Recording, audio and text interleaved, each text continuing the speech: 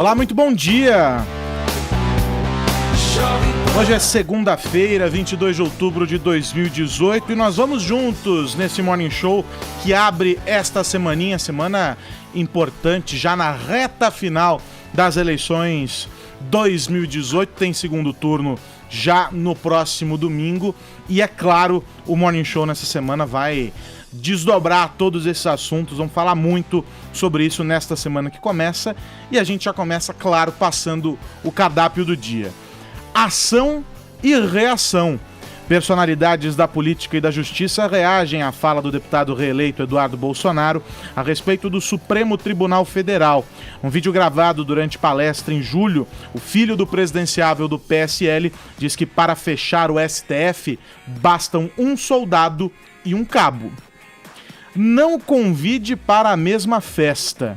Músico britânico Roger Waters afirma que o nosso ministro da Cultura deveria renunciar por ter dito que está de saco cheio de manifestações políticas em shows. Sérgio Saleitão foi ao Twitter e detonou o ex-vocalista do lendário Pink Floyd. É a economia, estúpido! Em 1992, essa frase virou slogan da campanha de Bill Clinton à presidência dos Estados Unidos. Traduziu um espírito de uma época em que a preocupação com os rumos econômicos superava qualquer outra. Muitos anos depois, o Brasil se vê diante de desafios, como reduzir o déficit público, que o torna um cenário ideal para a reedição daquele mantra eleitoral. Sobre esses desafios, a gente conversa com a economista Renata Barreto, que está aqui conosco, e a quem eu já dou as boas-vindas. Bom dia, Renata. Bom dia. Seja bem-vinda. Obrigada. E, enfim, estes são alguns dos assuntos deste Morning Show que você já sabe, Paulinha, tá só começando. É Morning Show, Morning né? Show. Tá querendo ficar. Não, amanhã, para a alegria dos nossos ouvintes, Edgar Piccoli estará de volta, Paulinha. Já aproveito para te perguntar.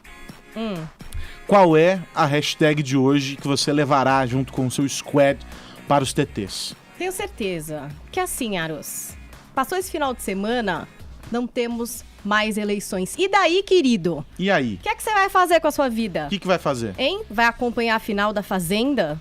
Vai voltar pro grupo de WhatsApp da família para tentar uma vaguinha na ceia de Natal? Eu não sei. Não sei quais são os seus planos. Vai voltar pro grupo do amigo secreto da firma? Vai pra onde? Miami? Cuba? Tem férias por aí? Não sei. Do que dá pra conversar quando acabar a eleição? Qual vai ser o assunto? Qual vai ser o grande assunto?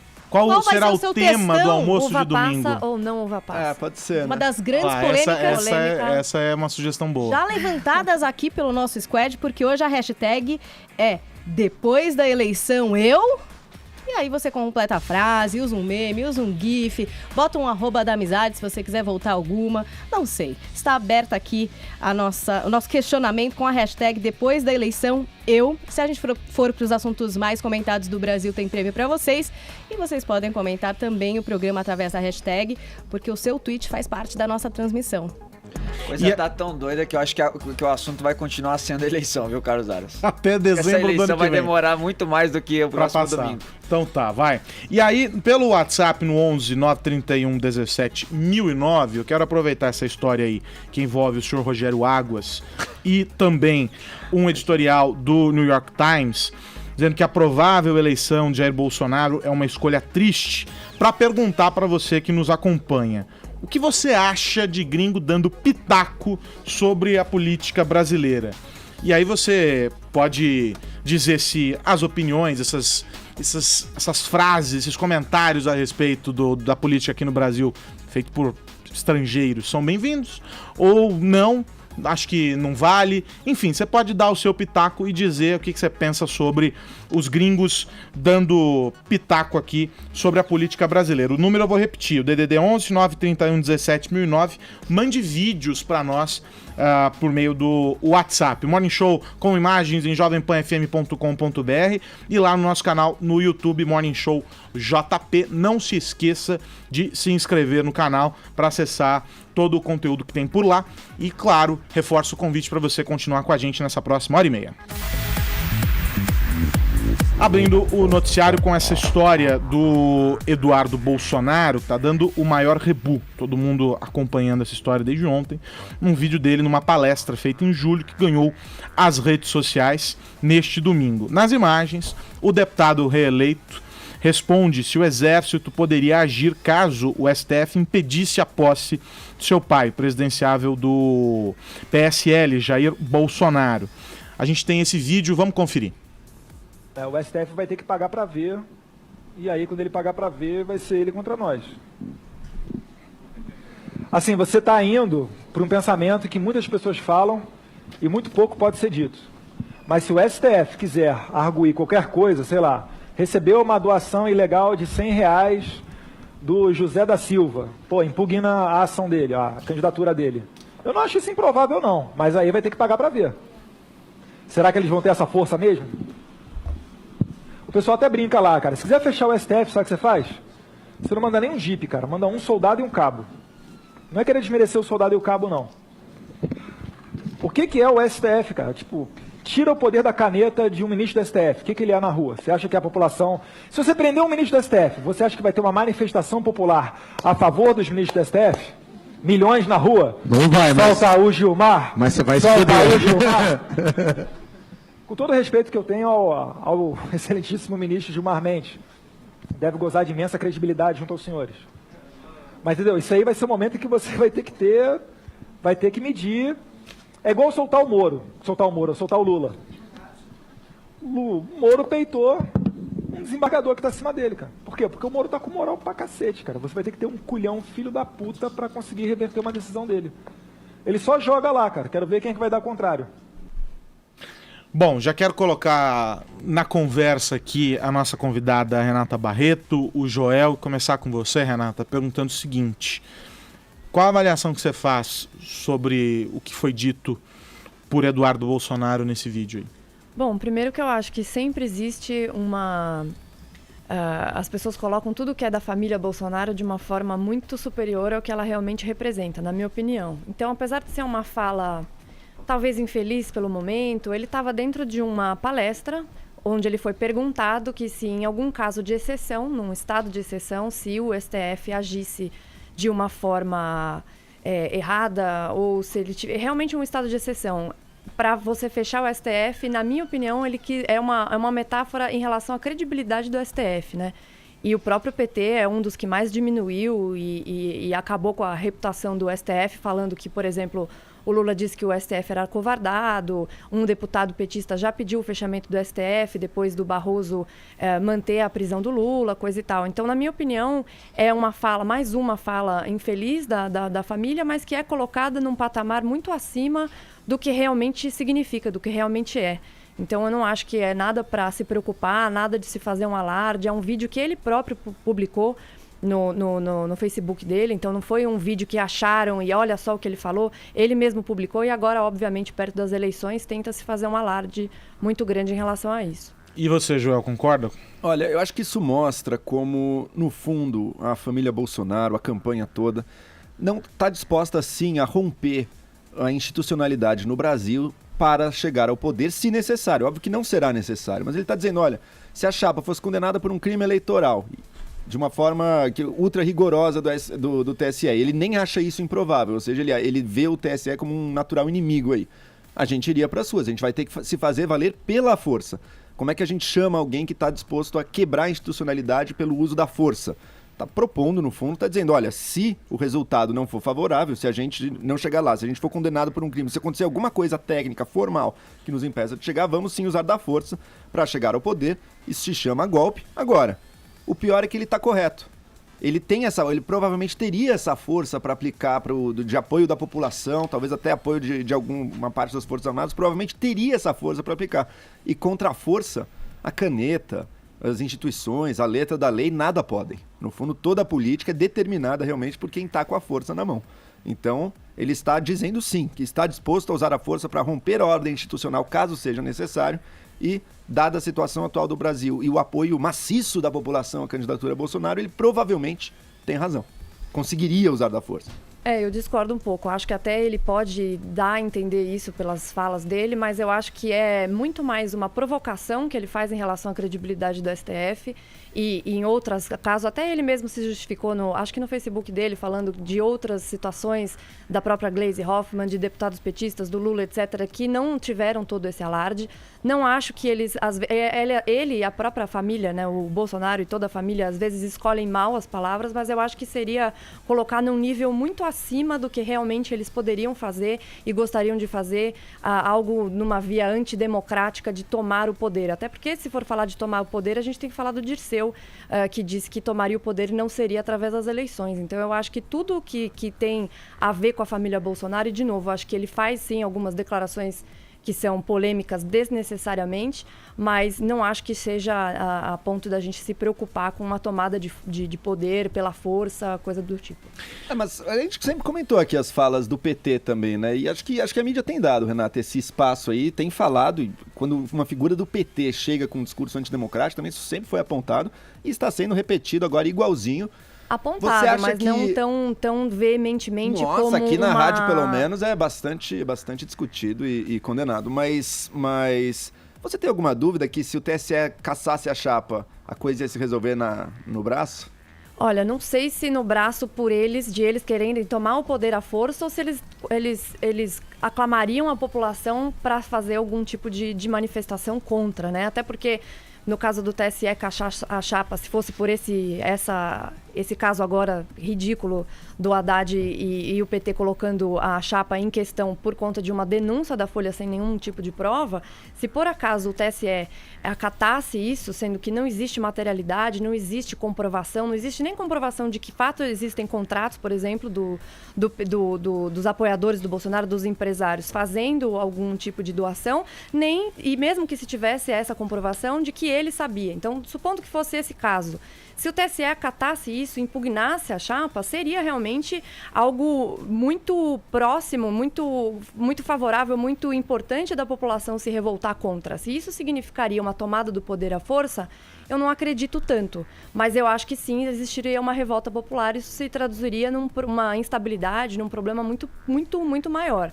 Mas se ele teria a coragem de fazer isso, tomar o poder pela força, já é uma outra questão. Eu acredito que não. Vou colocar o Zé Maria Trindade, direto de Brasília, com a gente nesse papo, porque personalidades do mundo político, do mundo jurídico, reagiram a essa fala do deputado. O ex-presidente da República, Fernando Henrique Cardoso, disse que as declarações merecem o repúdio dos democratas e cheiram a fascismo.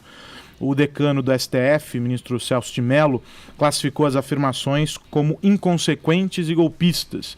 E para Fernando Haddad, o discurso ameaça a mais alta corte do país. Ô Zé Maria, isso aí reverberou no mundo político. Como é que foi essa história por aí em Brasília? Bom dia. Pois é, muito bom dia a todos. Olha, a fala foi considerada uma grave ameaça ao sistema político nacional e ao Supremo Tribunal Federal, além de toda a justiça, né?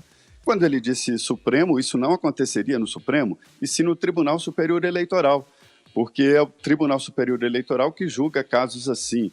E ele foi direto no Supremo, ou seja, ele fala num tom de toda a justiça.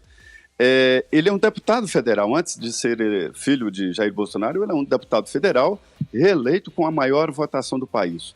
Isso provocou uma grande reação por aqui e uma apreensão muito grande. E foi uma fala tão louca que o próprio pai, o candidato Jair Bolsonaro, desautorizou e separou essa ideia, essa fala, da campanha dele. E falou até em consultar psiquiatra.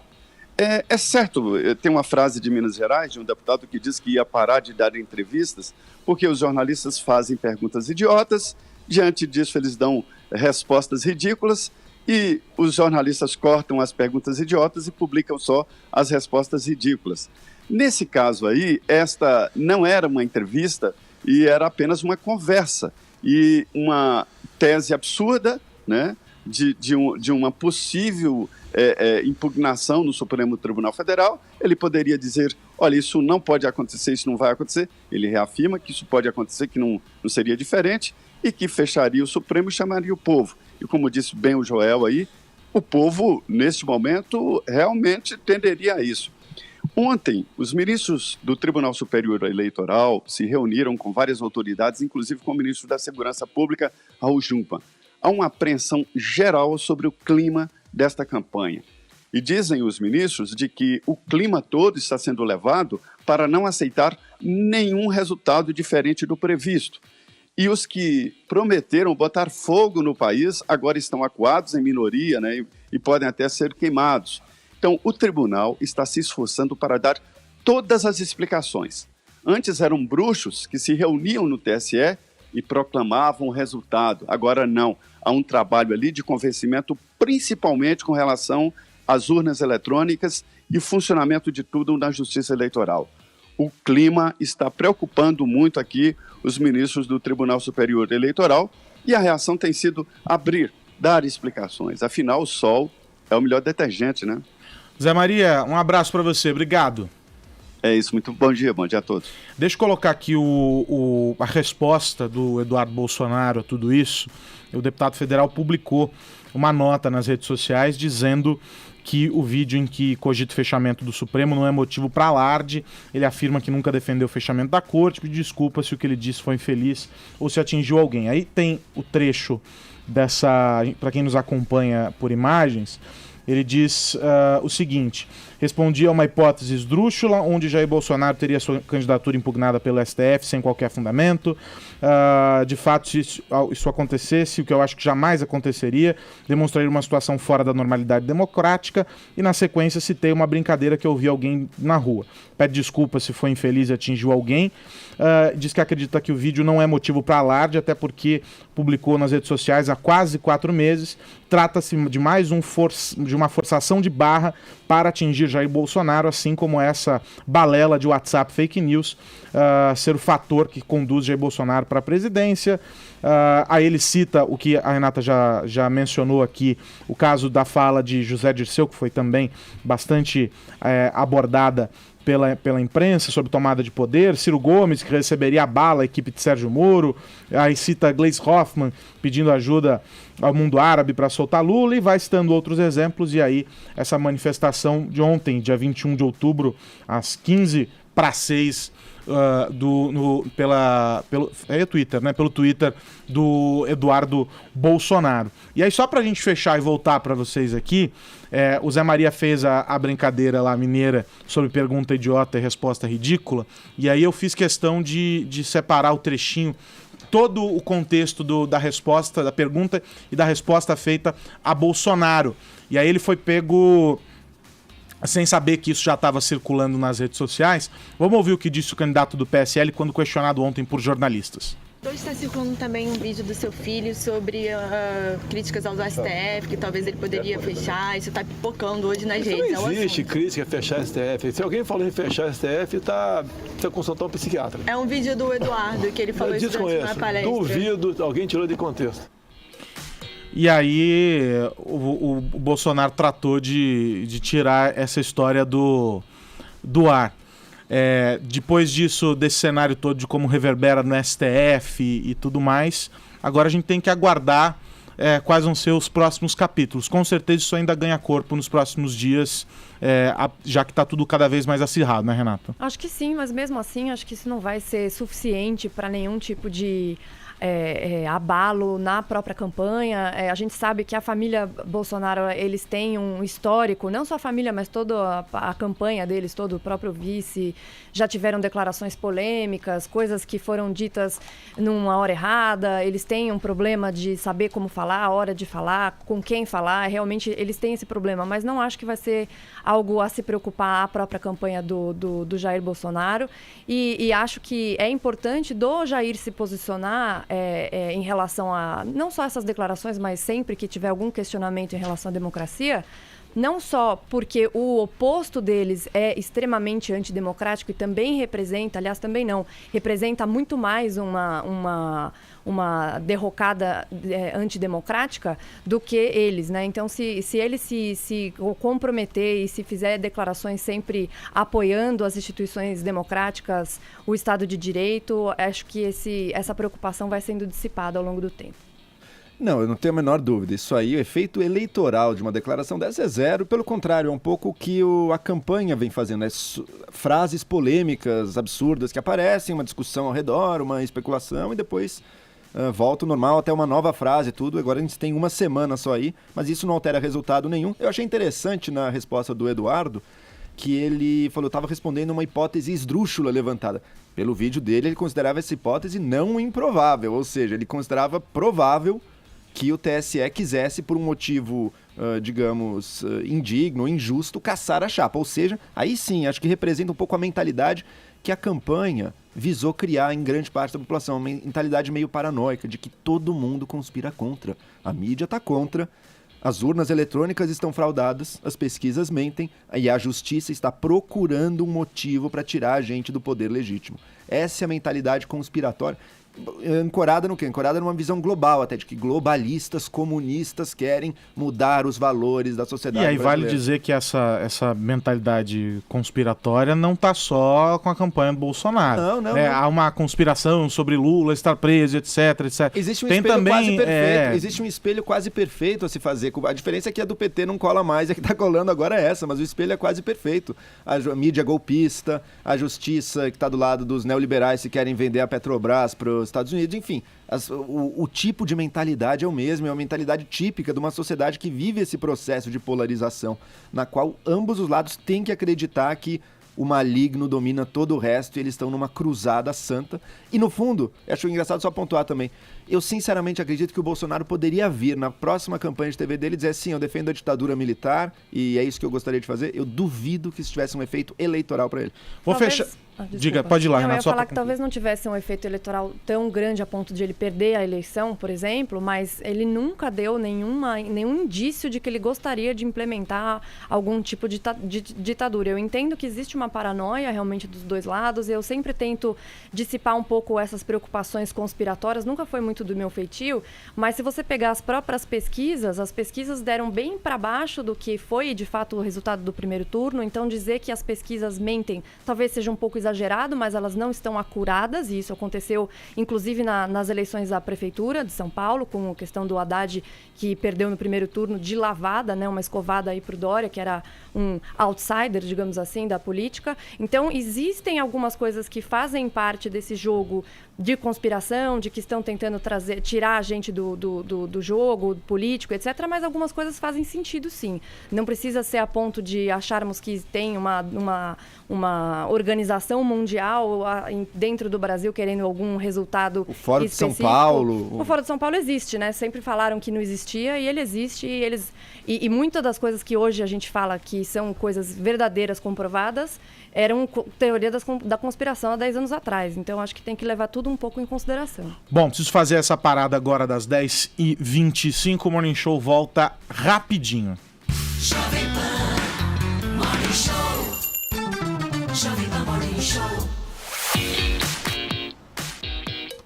De volta com o Morning Show, ainda na política, vamos a mais um episódio do nosso conhecido e reconhecido quadro Não Convide para a Mesma Festa. As estrelas de hoje, o ministro da Cultura, Sérgio Sá Leitão, e o cofundador da banda Pink Floyd, o músico inglês Rogério Águas. Paulinha, o que rola? Vai faltar festa para tanta gente que não pode estar junto no mesmo lugar. Essa festa não vai ter não, Aros. Então, o Roger Waters deu uma entrevista à Folha de São Paulo, tratou ali de vários assuntos, então vou fazer meio que um apanhado aqui dos principais pontos para a gente discutir no programa. Ele deu uma resposta ao ministro da Cultura, o Sérgio Sá Leitão, a respeito de uma declaração que ele fez ao Estado de São Paulo, quando ele contou que pôde conversar com o empresário do ex-Pink Floyd antes das manifestações, nos shows que aconteceram em São Paulo.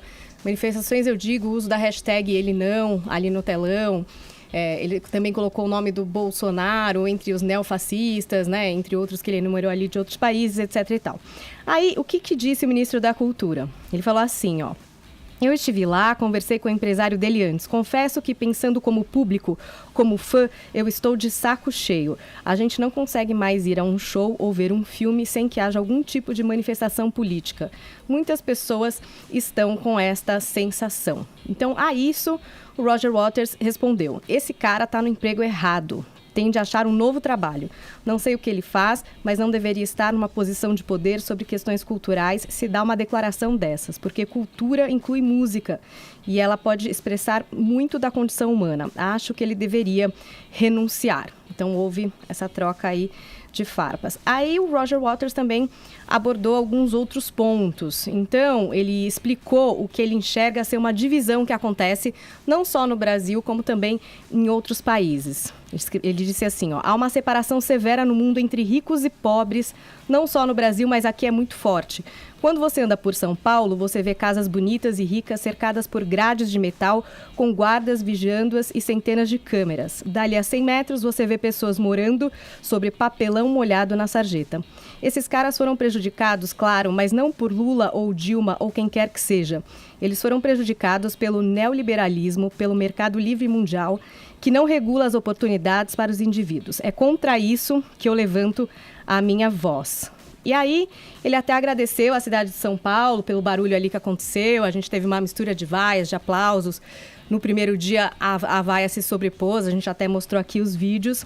Mas disse assim, lamento que vocês estejam brigando uns contra os outros, discutindo coisas fundamentais sob a ótica de alguém como Bolsonaro. O que ele fala não deveria ser assunto para nenhuma argumentação em qualquer lugar do mundo.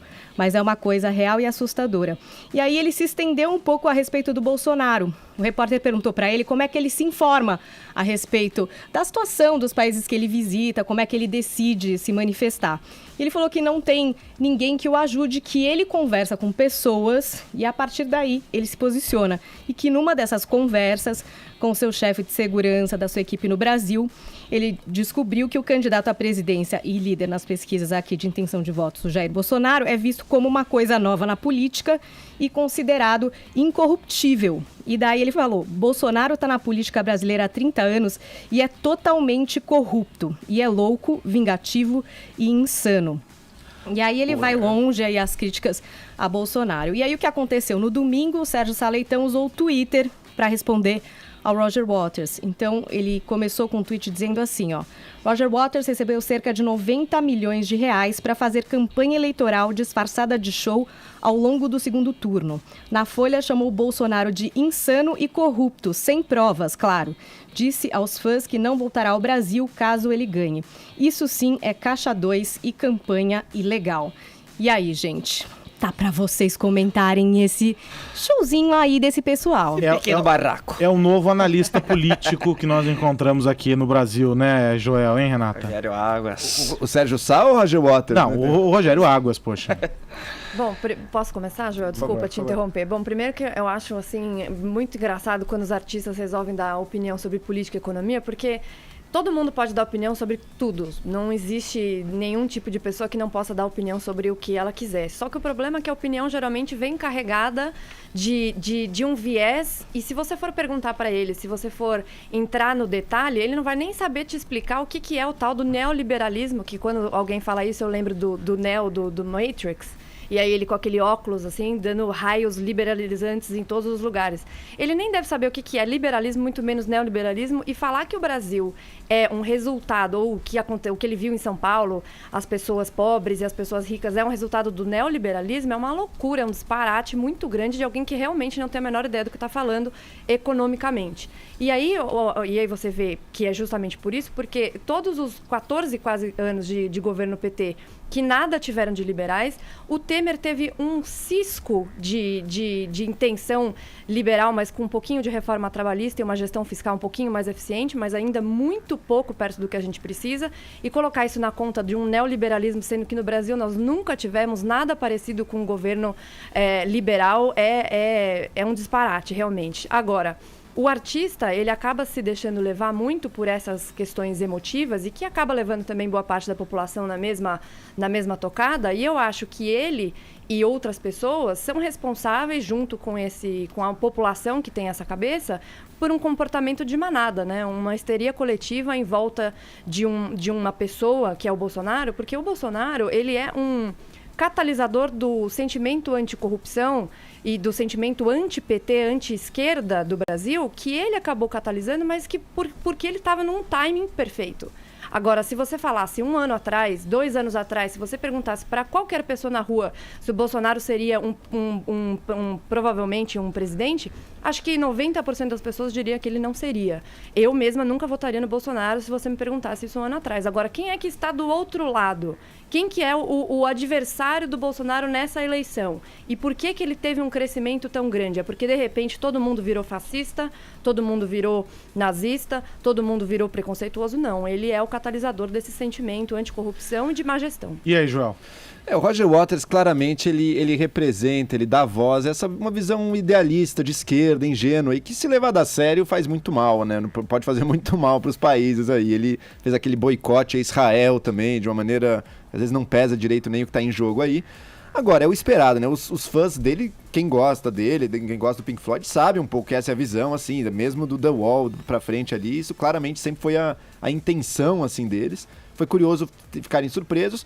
E é engraçado, eu até concordaria com a primeira manifestação do ministro, dizer, olha, cansou um pouco, né? Todo show, agora todo artista, a gente tem que ver o cara se posicionar contra isso, a favor daquilo.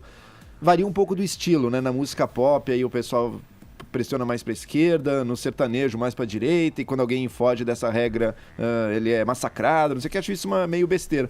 Agora, o segundo tweet dele é que realmente acho que o ministro perdeu a mão aí. O que tem a ver o fato do Roger Waters ter se colocado ali, com o pouco conhecimento que ele tem, enfim, mas ter se colocado ali contra o Bolsonaro, com os empresários que investiram para que ele fizesse o show? Essa era a intenção do show. Associar isso ao Caixa 2, era um caixa 2 de campanha, assim, é óbvio que ele tá fazendo um pouco de humor ali, mas ficou muito canhestro e muito obviamente partidarizado, sabe, como uma resposta dele à polêmica e a possível, não comprovada ainda, doação de pagamento de empresários aí para Bolsonaro, mas realmente aí não caiu bem. E entra a Lei Rouanet no meio aí também, né? Tem essa ideia de, não, os artistas é tudo pela Lei Rouanet, o Roger Waters, então, também talvez receba a Lei Rouanet. Num caso como o dele, se houver Lei Rouanet, quem está recebendo no fundo não é ele, né? Porque ele conseguiria dar o show cobrando e recebendo dinheiro do mesmo jeito. Aí eu já acho que já se estende demais. Da mesma forma que ele fala que não tem provas do que o Roger Waters falou na Folha, ele também não poderia soltar algo que não tem prova comprovada de que ele recebeu esse dinheiro para fazer esse tipo de campanha. Fazer isso, né? Fica uma acusação vazia de cada lado. Né? Fica só uma tentativa de responder, eu assim, meio mal entendo criado. a manifestação dele contra o que o Roger Waters representou nesse show, etc. A gente sabe muito bem a posição política dele. Eu já fui em show do Roger Waters e a posição política dele é sempre a mesma, mas você gostar de Pink Floyd não necessariamente significa que você concorde com a posição política dela. Por exemplo, eu gosto de Dead Fish e eles são totalmente esquerda, enfim. E eu não vou deixar de ouvir porque eles têm esse posicionamento. Agora, você colocar, você usar de uma denúncia falsa de corrupto insano que ele falou na Folha, o Roger falou do Bolsonaro, e colocar nessa mesma seara de que ele recebeu dinheiro para falar isso, eu também acho que fica muito vazio. Vamos fazer então mais uma parada aqui no Morning Show. São 10 horas e 42 minutos, horário de Brasília. Jovem Pan Morning Show. Jovem Pan Morning Show. Jovem Pan Morning Show. É isso, estamos de volta com o Morning Show aqui pela Jovem Pan. Estourou, Paulinho, o som, foi isso? Não, tô dançando, você fez uma né? cara, o meu estourou. Segunda-feira, segundou. Nem eu me aguentei agora, foi muito alto. Vou afastar o microfone aqui. Pronto, melhorou? Tá ótimo. Então estamos de volta com o Morning Show. Há uma semana do segundo turno, eleitores de Jair Bolsonaro promoveram neste domingo atos em pelo menos 21 estados e no Distrito Federal. Centenas de milhares de pessoas tomaram as ruas com discursos a favor do presidenciável do PSL e contra o PT. As maiores manifestações foram registradas em São Paulo, no Rio de Janeiro, em Curitiba e em Brasília. No sábado, sob a bandeira do Ele Não, manifestantes contra o capitão reformado também realizaram protestos pelo país. Vini, faz um resumão, a coisa tá quente, hein? Tá quente, assim como foi no primeiro turno, né? Uma manifestação seguida da outra, né? No sábado, a manifestação Ele Não contra o deputado e candidato à presidência Jair Bolsonaro, e logo no domingo já aí a presença em massa também de seus apoiadores, dizendo ele sim, ele sim, ele sim. E aqui na Avenida Paulista, uma manifestação gigantesca também a favor do Bolsonaro, e ele entrou por por telefone, falando, né, com os manifestantes que estavam lá. E disse uma fala dura. Aliás, fala dura dos dois lados também. Falas bastante inflamadas, que pode ser a tônica aí dessa última semana, que é do tudo ou nada, né? Apesar do Bolsonaro, segundo as pesquisas, estar bem à frente. Mas vamos ver um trechinho, Carlos Aros, de um momento em que ele diz o seguinte, que vai varrer os vermelhos do país. Vamos ver. A faxina agora será muito mais ampla. Essa turma, se quiser ficar aqui, vai ter que se colocar sob a lei de todos nós. Ou vão para fora, ou vão para cadeia. Esses marginais vermelhos serão banidos de nossa pátria. Aí ele diz assim, perderam ontem, já se referindo que a manifestação dele foi maior do que a do sábado, perderam em 2016, também se referindo à derrota do Haddad aqui em São Paulo para o Dória, e vão perder na semana que vem de novo. Também falou que vai construir ali um time de ministros que atenda de verdade a necessidade da população e que no seu governo não terá um espaço para a corrupção. E aí também deu um recadinho para o ex-presidente Lula e também para Fernando Haddad. E seu Lula da Silva, se você estava esperando o Haddad ser presidente para assinar o decreto de indulto, eu vou te dizer uma coisa, você vai apodrecer na cadeia. Brevemente, você terá Lindbergh e Faria para jogar dominó no xadrez. Aguarde! O Haddad vai chegar aí também, mas não será para visitá-lo, não. Será para ficar alguns anos ao teu lado. Já que vocês se amam tanto, vocês vão apodrecer na cadeia. E também tipificou aí os movimentos MST e MTST como terrorismo. No governo dele serão tipificados como terrorismo aí esses dois movimentos, e que também, se não se enquadrarem segundo as leis do governo dele, farão companhia, segundo ele, ao cachaceiro de Curitiba. E aí, em resposta, Fernando Haddad também, uma fala bastante inflamada durante ato de campanha aí à presidência, classificou Bolsonaro como chefe de milícia e que seus filhos fazem parte. Cadê o vídeo do Haddad? Temos aí o vídeo do Haddad falando isso? Não? Não? Então tivemos um probleminha técnico aí com o vídeo do Haddad, mas ele classifica então o Bolsonaro como chefe de milícia, fala que os filhos dele também são milicianos e sugere à justiça que sejam feitas aí buscas e apreensão para investigar esse uso aí de Caixa 2 em campanha eleitoral, depois da denúncia que aconteceu da Folha, que até a Renata comentou aqui, Aros. Vamos fazer o seguinte, então, pra gente tentar recuperar esse vídeo do Haddad, porque eu vou querer, claro, ouvir a Renata e o Joel a respeito desse assunto, mas eu preciso fazer uma parada.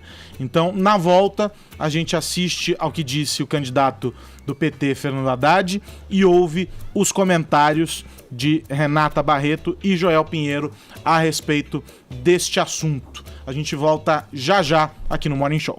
Jovem Pan Morning Show. Jovem Pan Morning Show.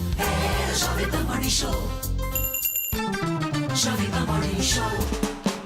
De volta com o Morning Show. Vini, vamos retomar então essa história? Vamos lá. Estávamos falando antes do intervalo sobre as manifestações. Isso. Jair Bolsonaro participou dos atos por telefone. Assistimos ao vídeo com algumas falas do candidato do PSL. Resumindo, falando que vai varrer os marginais vermelhos do país e que quem não se enquadrar ou vai pra fora ou vai pra cadeia, e citando até nominalmente Fernando Haddad. E aí agora vamos ouvir o que disse Fernando Haddad. O que disse Fernando Haddad do candidato Bolsonaro e também de seus filhos, dizendo que eles fazem parte aí de uma grande milícia. Vamos ver.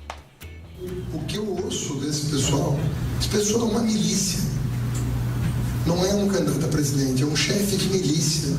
Os filhos deles são milicianos, são capangas, é gente de quinta categoria. Você não tutela a milícia. Milícia usa arma. Milícia tem um aparato de violência que o cidadão comum não tem. Depois que você deu poder para quem anda armado, você não tinha.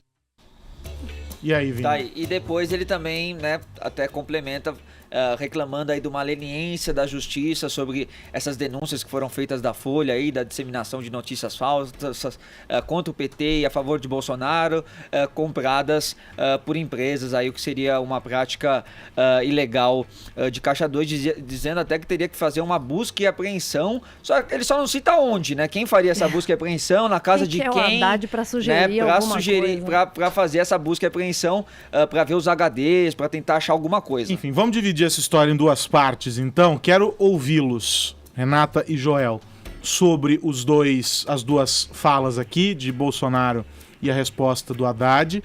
E quero ouvi-los sobre o seguinte: isso aí seria o aviso de que qualquer um dos lados que seja eleito ou que for eleito vai encontrar uma dificuldade grande com o barulho daquele que fará oposição.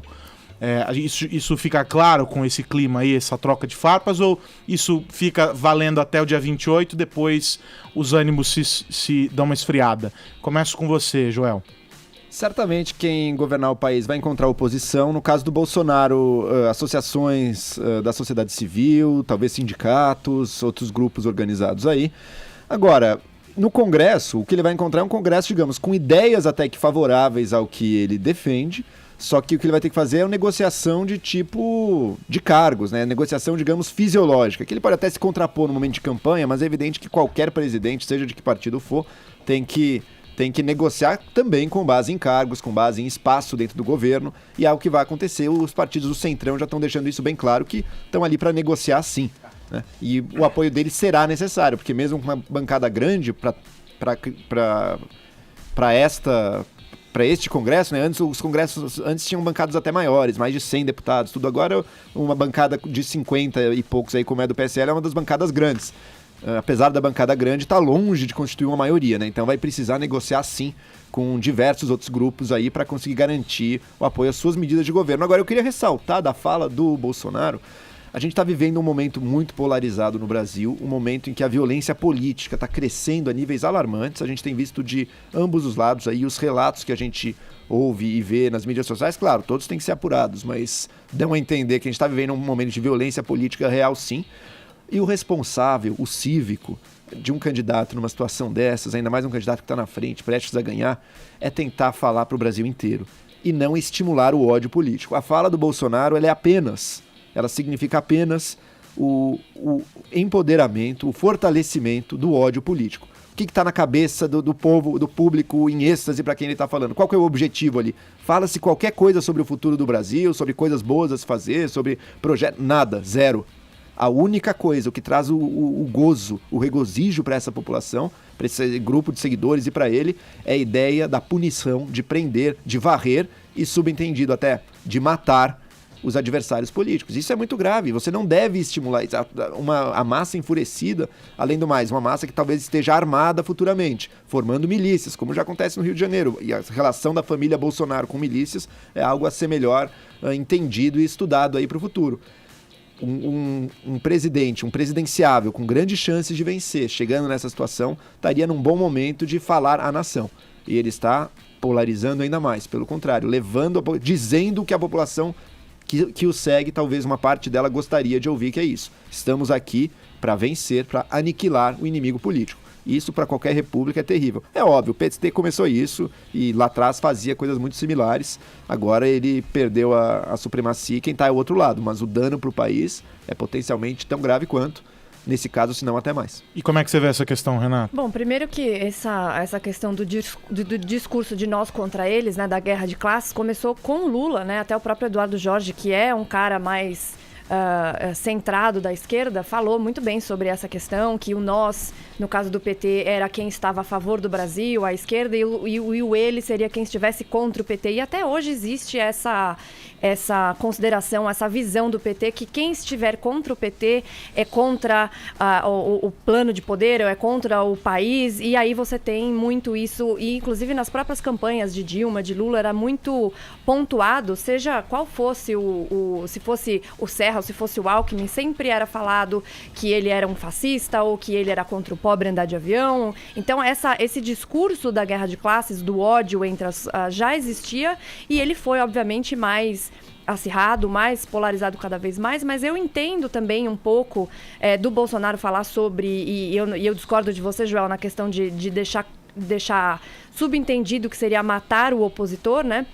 Eu acho que aniquilar os marginais vermelhos, na minha opinião, tem muito a ver com o que o partido representa, o que ele fez para o país e como as pessoas se sentem. Muitas pessoas que apoiavam Lula e Dilma no passado, até bem pouco recente, se você for pegar até a última eleição de Dilma, gente que votou na Dilma, que votou no Lula, hoje apoia o Bolsonaro, entendendo que eles foram traídos pelo partido, que eles foram traídos porque o país se transformou, já era ruim, mas ficou muito pior depois do PT. Então esse acirramento, ele é natural, acho que ele fala como já um vencedor, e ele está tentando, obviamente, fazer com que a população que vota nele veja que ele quer que as pessoas continuem presas, no caso do Lula. Então, se o Lula, por exemplo, ele for condenado a mais outras penas, que ele tem aí vários processos, ele tem que sair da sede da Polícia Federal, ele tem que ir para uma cela comum, afinal de contas ele não é melhor e nem pior do que ninguém, e se ele tem crimes a cumprir, ele tem que ficar na cadeia. Então, acho que o Bolsonaro falar dessa forma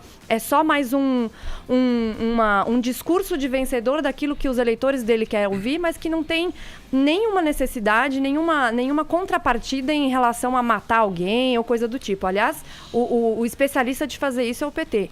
Tem como eu fazer uma observação sobre a fala do Haddad? Claro, por favor. Bom, o Haddad falou que tem os líderes das milícias, que o Bolsonaro é miliciano, ele sugere uma busca e apreensão na casa dele. Eu acho, assim, cômico, para não dizer trágico, você ter um cara, que é o Haddad, com 32 processos nas costas, inclusive de Caixa 2.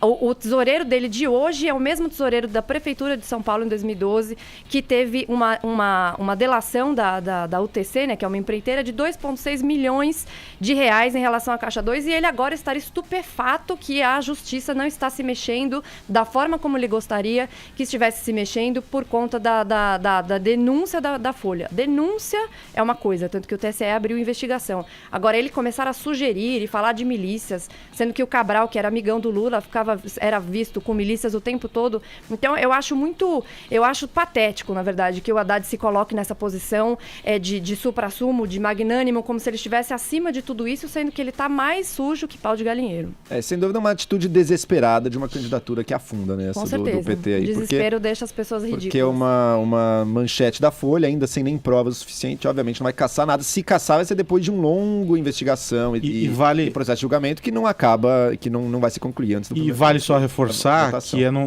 justamente um momento em que os candidatos são convocados a reforçar a importância do judiciário, em que ele questiona uma decisão do judiciário. Ou seja, é sempre um ioiô, né?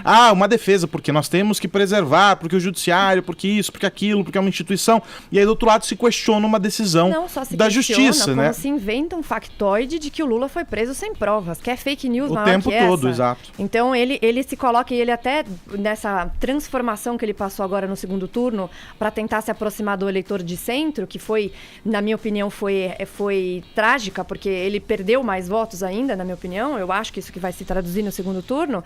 Ele falou que o Sérgio Moro foi bom para o país, fez coisas boas, mas que errou com a sentença de Lula. Quer dizer, tudo que é contra o PT é errado, todas as decisões contra o PT são erradas, mas todo o resto é feito de forma correta. E sempre se ouviu muito do PT, do próprio do Zé Dirceu, do Lula e etc., essa influência com o judiciário. Eles sempre quiseram influenciar as decisões do judiciário. O próprio Lula já falou que eles estavam dentro, que eles são acovardados e que eles deu a entender que eles estavam mais antes suscetíveis ao que o Lula achava que deveria ser feito. Então, é uma palhaçada. Bom, vamos seguir nessa linha ainda, falando sobre esse editorial do New York Times, publicado neste domingo. O jornal considera a possível eleição de Bolsonaro uma escolha triste do Brasil. E aí o texto diz o seguinte, abre aspas, é um dia triste para a democracia quando a desordem e a decepção levam eleitores à distração e abrem a porta para populistas ofensivos, rudes e agressivos. Fecha aspas. O New York Times cita declarações polêmicas do candidato, como a de que a deputada Maria do Rosário não merecia ser estuprada porque seria muito feia. Renata, queria te ouvir, qual é a leitura que você faz sobre o que o New York Times disse e sobre o que ele deixou de dizer? Na verdade, a mídia, as grandes mídias, né, as mídias tradicionais de forma geral aqui fora, sempre se ausentam ou se esquecem, não sei se propositadamente ou não, de quem é que está do outro lado. Eu repito e reitero isso, que muita gente que vota no Bolsonaro não é bolsonarista. Muita gente que vai votar nele contra o PT é simplesmente por ser contra o PT. Então, quando eles levantam a bola de que é uma decisão triste, o que seria mais triste? Na minha opinião, é mais triste ter a volta do PT. Cada um tem uma leitura e assim se faz a democracia. Mas na minha visão, você ter um PT do lado contrário, que sempre flertou com a ditadura, não só flertou por amizade do Lula com ditadores, etc., como financiou com o nosso dinheiro, meu e o seu, ditaduras socialistas. Gabão, Congo, Venezuela, Cuba, Angola, Guiné Equatorial e etc. Então você falar de que o Bolsonaro é grosseiro, concordo, ele é grosseiro mesmo. Falar que ele é chucro, mas quem que é o Bolsonaro perto do que é o PT? Pode ser que eu esteja errada, pode ser que chegue lá na frente, ele faça tudo o contrário do que ele se propôs, do plano de governo, não tenho como garantir isso. Agora, você fazer um editorial falando de uma decisão triste, sem mostrar quem é o outro lado e por que o Bolsonaro se tornou, mesmo sendo, como ele fala, deputado de baixo clero, se tornando esse catalisador anti-PT, anti-esquerda, eu acho que deixa os leitores do New York Times muito enviesados, porque não se tem uma... Parece que todo brasileiro resolveu votar no Bolsonaro assim, espontaneamente. Não foi isso que aconteceu. Agora, Joel, é claro, a Renata fala sobre o leitor do New York Times e a gente vai entender esse leitor como o norte-americano que lê o New York Times. Mas e o brasileiro?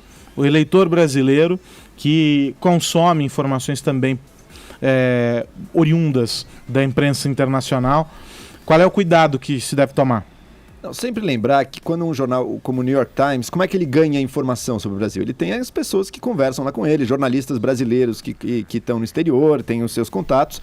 Em geral, tende a ter uma visão um pouco mais para a esquerda progressista do que outros pontos de vista representados lá fora. Agora é importante, porque não foi só o New York Times, né? The Economist também já escreveu sobre o Bolsonaro, muitos jornais já falaram.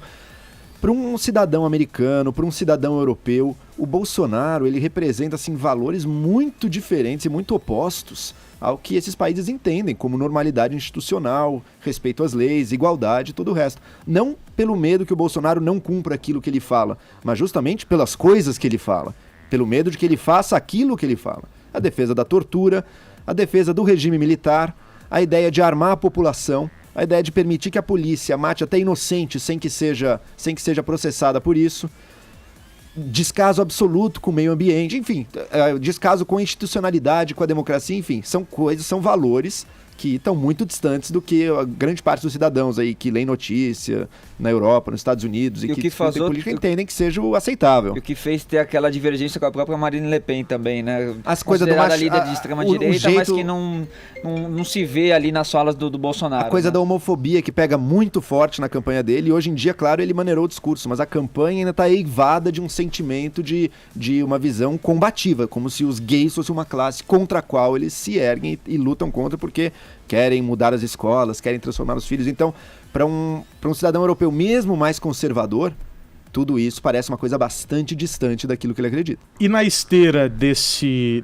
papo sobre imprensa estrangeira, falando sobre o Brasil e etc., nós perguntamos pro nosso ouvinte, pro nosso internauta, o que acha desses comentários, dos pitacos internacionais sobre o Brasil. A gente separou uma mensagem que chegou pelo WhatsApp, vamos ver. Bom dia, pessoal do Morning Show, Pedrão do Coco de Jaú. Eu acho que os gringos têm que tomar conta da vida deles e largar nós pra trás aqui, meu.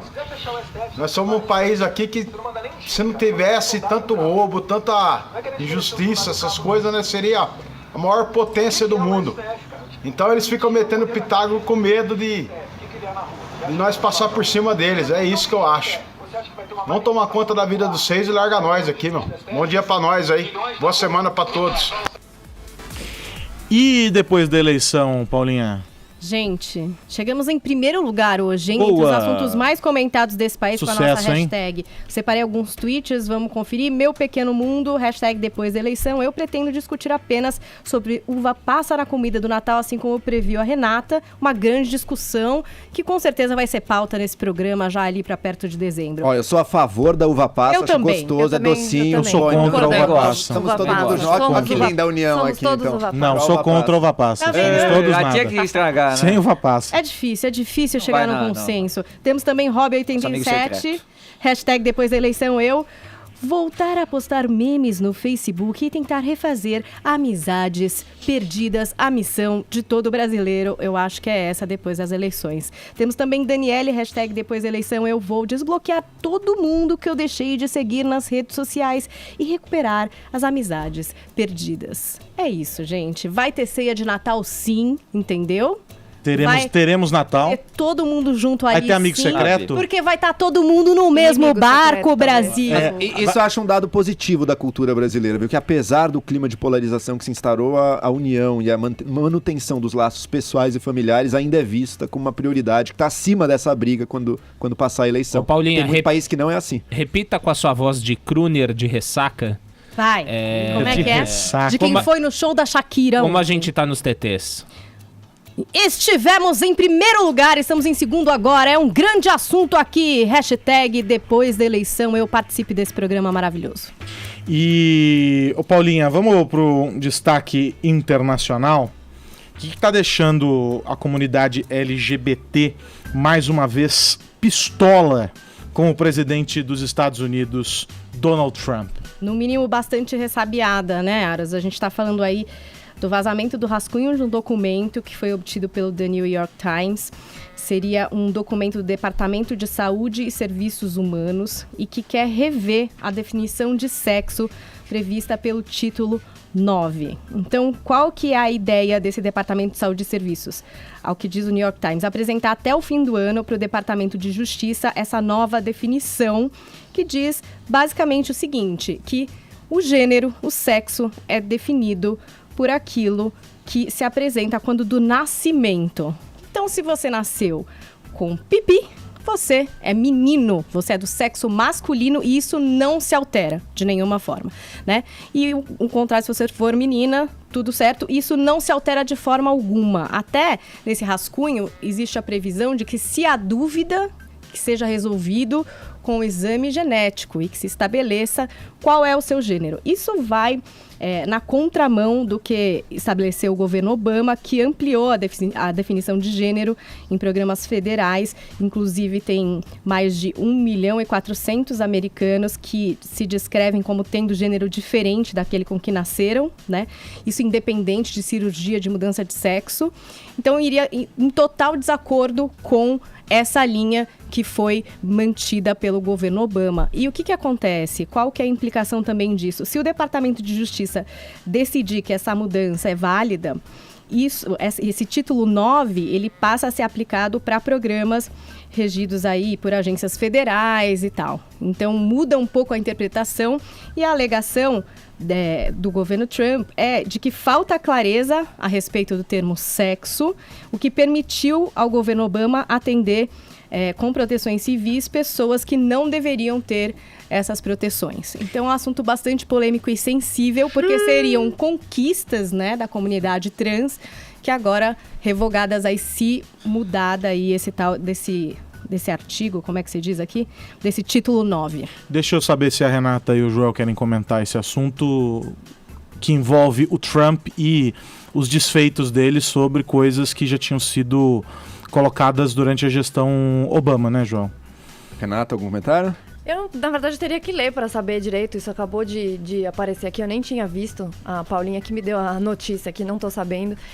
Eu acho que tem como você dar ou apresentar uma forma de governo que seja inclusiva, mas nem todas são corretas. Não sei se a do Obama estava correta ou se a do Trump está correta. Eu precisaria me informar melhor para dar uma opinião correta.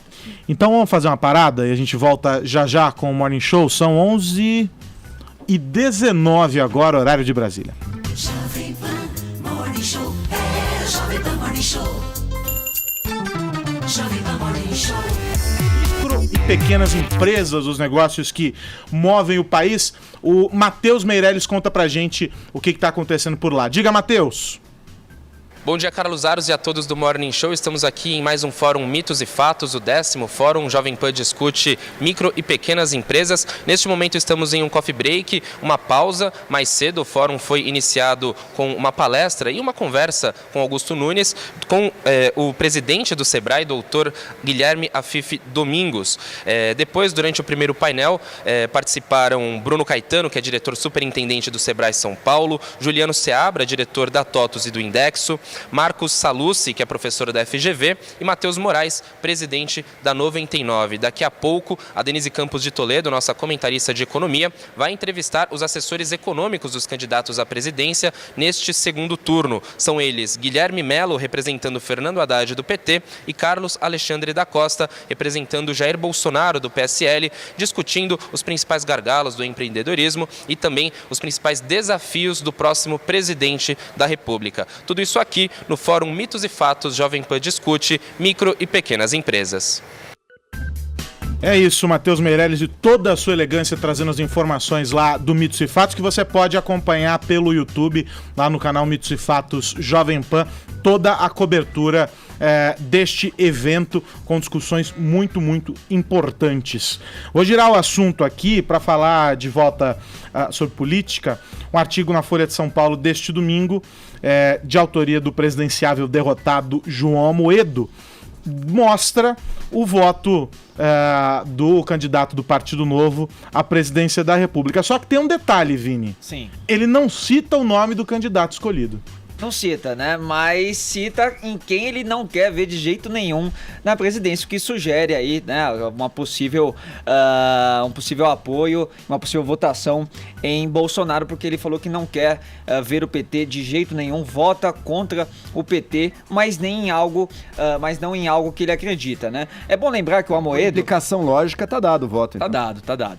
É bom lembrar que o Amoedo ele ficou em 5º lugar na eleição, à frente de nomes como Marina, como Meirelles, como Álvaro Dias, que estavam ali sempre participando dos debates, né? O Amoedo surgiu talvez como o único nome que era não ligado mesmo ali à política, bancando a própria campanha e com uma força muito forte no digital, né? Então ele conseguiu assim levar o Novo ali até eleger muitos deputados federais, o que numa futura campanha presidencial aí sim ele vai estar aí posto nos debates, vai poder ter uma maior exposição. Mas vamos ao que disse também então o Amoedo na Folha, no artigo que ele intitulou como "Estamos ainda distantes do Brasil que queremos". E aí ele lamenta muito o fato do PT, mesmo com casos de corrupção, mesmo aparelhando o Estado, saqueando cofres públicos, conseguiu chegar ainda no segundo turno com um candidato que não conseguiu nem chegar no segundo turno em 2016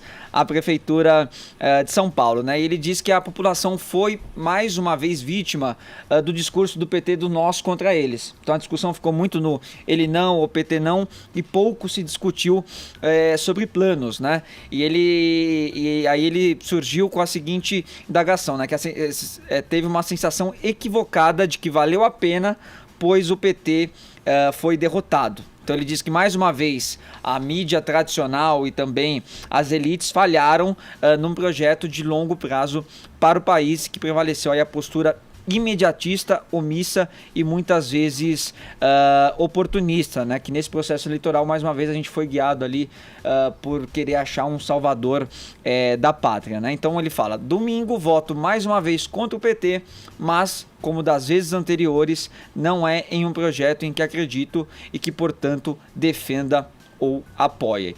E aí eu queria colocar uma fala do Amoedo também em vídeo, Carlos Aros, porque é bem isso mesmo. Ele sempre teve críticas ao Bolsonaro. Quando ele esteve aqui, inclusive uma pergunta do Joel do que diferenciava ele do Bolsonaro, né? Porque os dois são liberais e tem também ideias conservadoras. Ele falava, olha, o que me difere dele é a prática. O discurso realmente são parecidos, mas a prática é diferente, porque o Bolsonaro está já quase 30 anos lá na Câmara, já falou que votou no PT, já falou que votou a favor nunca votou contra os privilégios, que votou contra o Plano Real. Então, é o discurso da prática que o diferenciava. E vamos ver também uma outra fala dele, que ele faz também crítica ao Bolsonaro.